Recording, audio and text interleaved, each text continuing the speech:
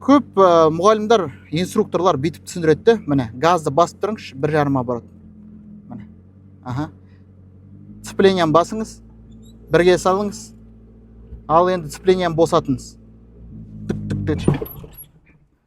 Олай істеуге болмайды.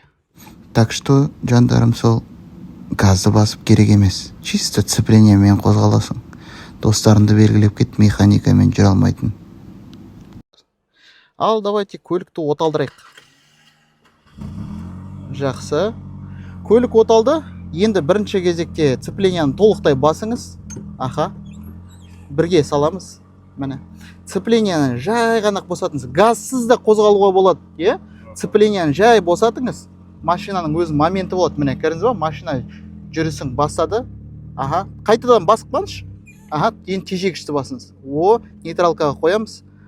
Міне осылай қозғаласыңдар. Көбісі айтады ғой, газды 1,5 оборотқа ұстап тұрасың, сцепленияны басасың, содан кейін бірге салып барып жүресің. Олай емес, достар.